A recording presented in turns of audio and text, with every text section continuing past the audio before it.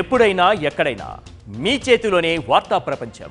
మీ మొబైల్లో, మీ కంప్యూటర్లో, మీ టీవీలో సాక్షి టీవీ డిజిటల్ ప్రసారాల కోసం లాగిన్ అవ్వండి. www.youtube.com/సాక్షి టీవీ. సబ్స్క్రైబ్ సాక్షి టీవీ యూట్యూబ్ ఛానల్. ఎటువంటి మీకు రావాల్సిన గుర్తింపు రాలేదు అంటే ఏం చెప్తారు? ఎందుకంటే చిన్న చిన్న సెలెక్టివ్గా చేస్తున్నారు, 1-2 అట్లా చేసుకుంటూ వస్తున్నారు.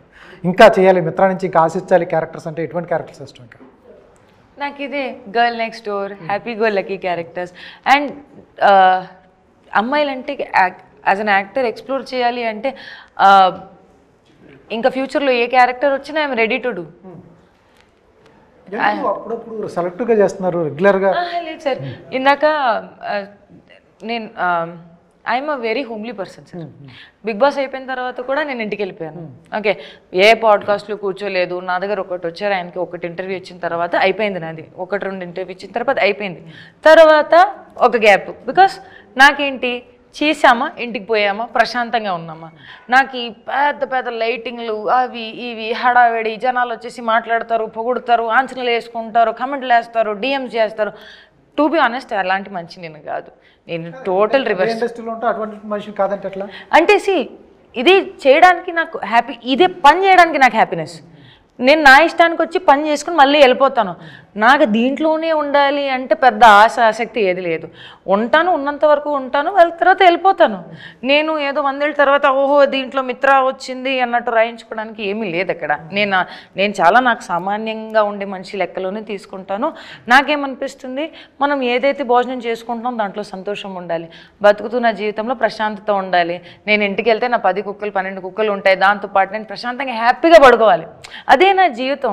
తర్వాత ఇది out of commercial concept, but నాకు స్వామి భక్తి చేయడంలో ఇంకా ఇష్టం సార్. అది ప్రశాంతత ఒకటి ఉన్నప్పుడే అవుతుంది. సో ఐ ఫీల్ బయటకు వచ్చేసి పని చేసుకొని మళ్ళీ లోపలికి వెళ్ళిపోతే ఇది నేను చేశాను.